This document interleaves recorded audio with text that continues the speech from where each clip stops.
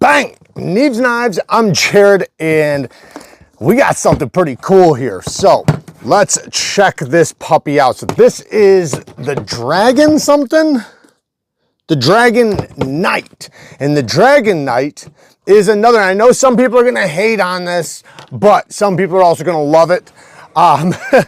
It basically looks like a toy. If you guys remember, we recently did the Medusa from Heretic, which looks like a comic book drawing. And it's very, very accurate. It looks, even in real life, like it literally looks like it's like photoshopped into your life. This, however, is a little different. This one is more like a not cartoon, sorry, like a toy.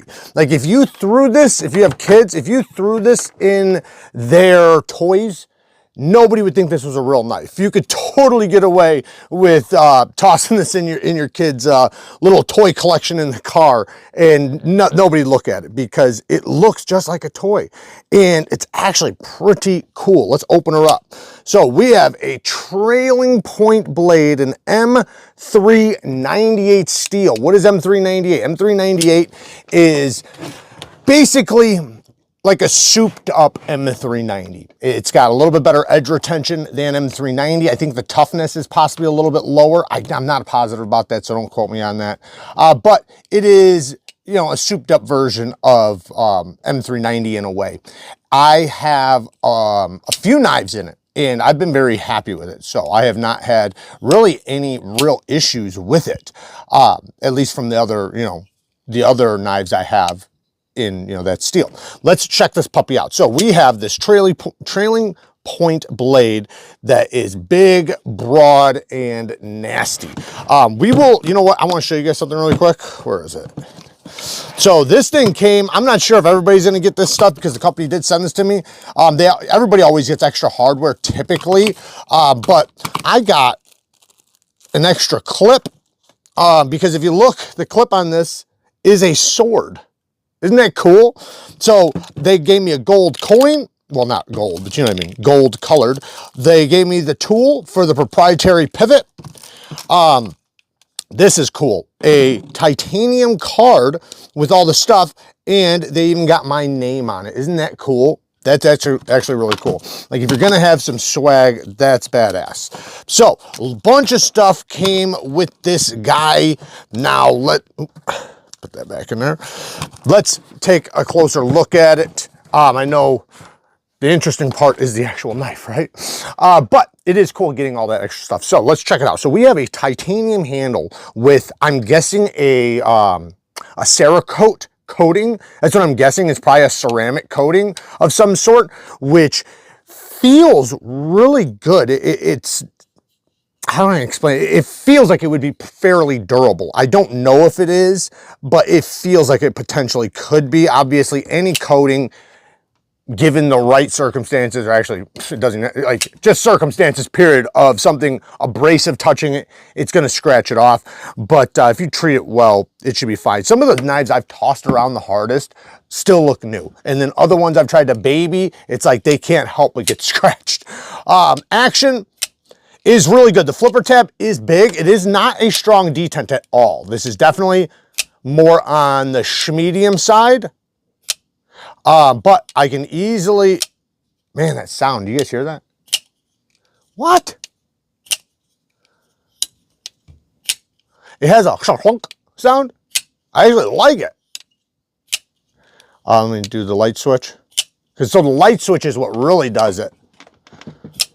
Anyways, so you can push button it, which is very comfortable, or you can light switch it. Both of them work very well. The access to the lock bar, they did cut it back slightly, chamfered the edge, and put some texturing on there. Love to see that. Very comfortable disengagement. The detent is a little late, but it's very easy to get past, and this thing has fall shut action. It is an internal stop pin, and you can see, man, the bearings look large. I'm not sure what type of bearings are in there, but they look really nice. The clip, like I said, a sword, a damn sword. And this back strap is, it's not an integral knife because it is two different scales, but the back strap kind of makes it like you know, an integral to some extent. The big thing with a real integral is you don't have hardware. So you don't have parts that potentially can shift and move and things like that. So they tend to be a little bit more solid and less likely for little things to happen from expansion and things like that. But we got these covering plates over the pivot. We got, well, everything basically has like a cover, or, you know, like I want to call it a pivot ring, but I know it's not. Man, it's so interesting how they did this damn clip. You know what? I just realized something. I think that this is covering up the holes for a reversible clip. I think you can put a clip on this side, and I think that this thing would also transfer over here. So that's really cool because of these covers. This thing is great for lefties. You know, the covers make it to where you're not going to lock yourself out. So, you know, yeah, the frame lock is not a lefty frame lock, but I don't think most lefties really care about that part. I think that it might even feel awkward to them to actually use a real lefty knife. But the clip is definitely important to a lot of people because how are you going to use the wave feature otherwise, right? I guess you can use it still. You just, you know, because they do have knives that are for that position. Yeah, it's really locked in. This cant right here wraps, or my hand wraps right around this so nicely. It feels so comfortable. My thumb just lands in a perfect spot right there. The wave feature, obviously you can take it off if you don't like it, but you can reverse flick off of it or thumb flick or use it as the wave feature, pulling it out of the pocket. And I will say the majority of the Max Aces that I have tried that have a wave work very well. Because I've seen some companies where they'll do them and they just don't do them well. Like I've had a few from companies that I would have never thought would create, you know, something bad like that. But this one's really good, and it has, well, you can see it is large. So I don't even know if it needed to be this large, but it's definitely going to catch and open. The these little details, like this is the lanyard. That's cool to me. I know, listen, trust me, this is not like something, how can I say this without sounding weird?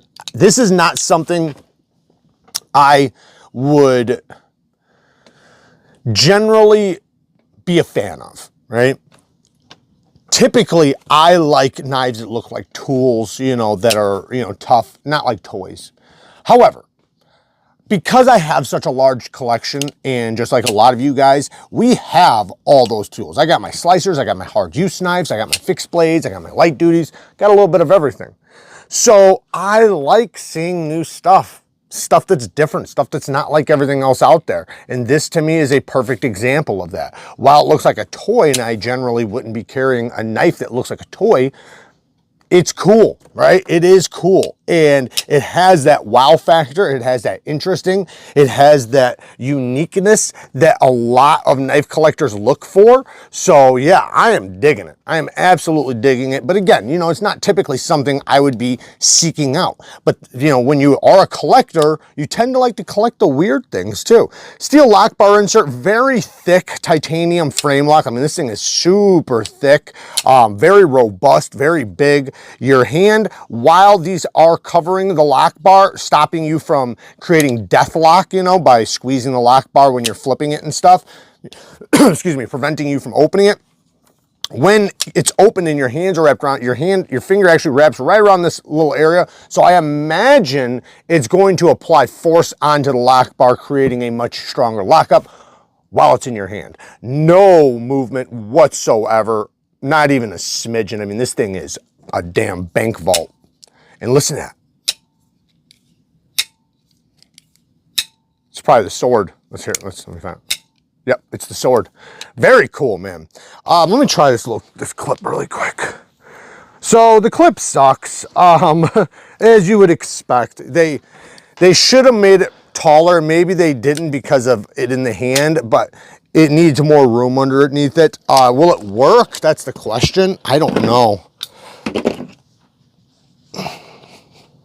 Yeah, I mean, the wave feature works really well, and the clip does go in the pocket, but you know, the there's a large portion, I mean, obviously, because from here up is hanging out of the pocket, right? So the clip only goes to there.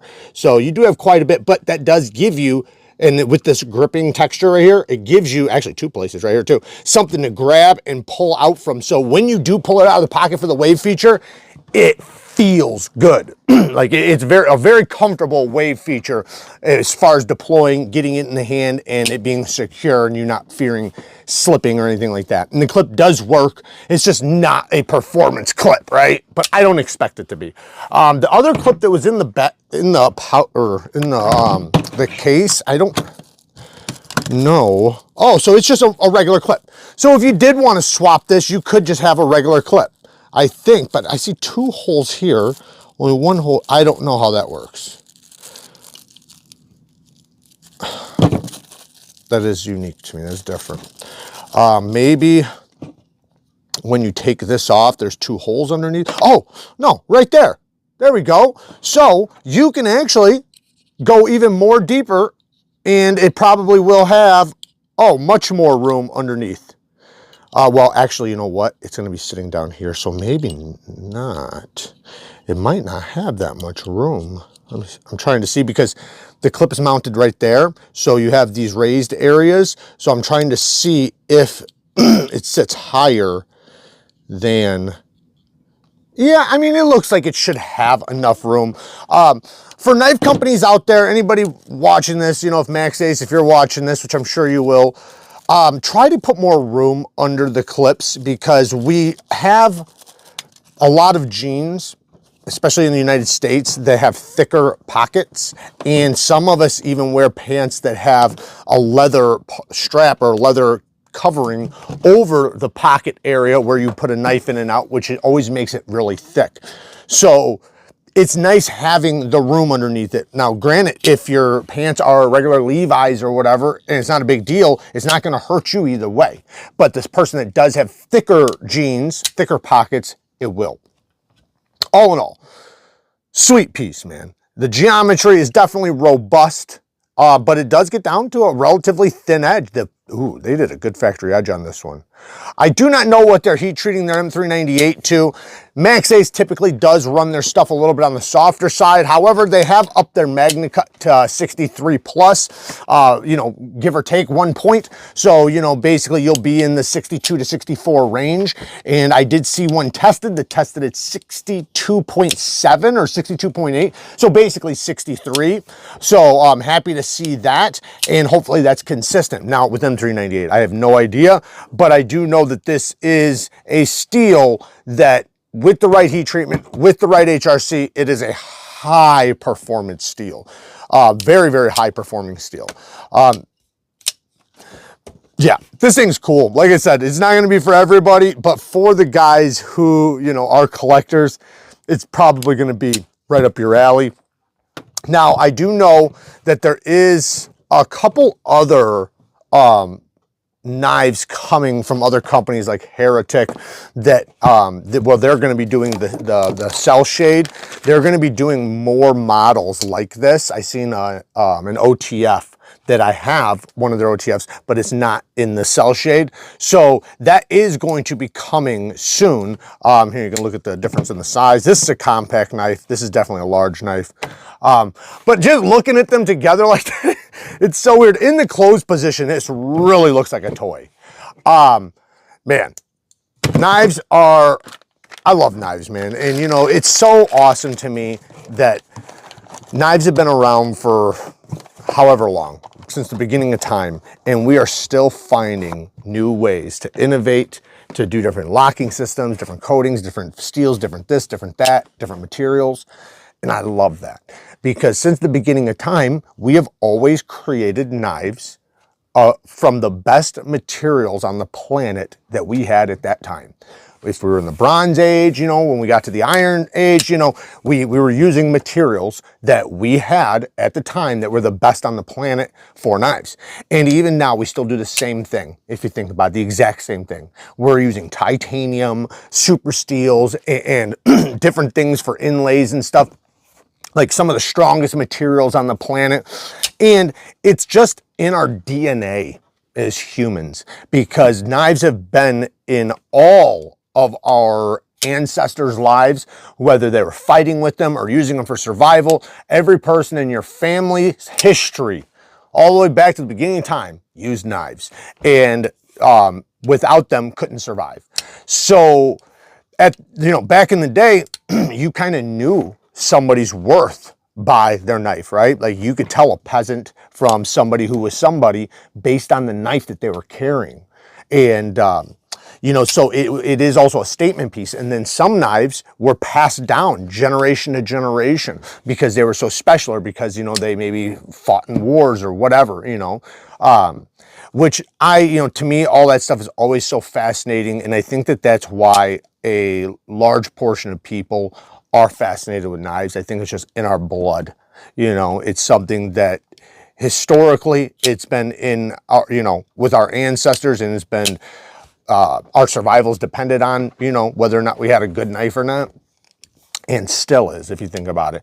Even with rockets going to space and, supercars and cell phones and computers, we still couldn't survive without knives. So there you guys go. Work hard, stay tough. Until next time, peace.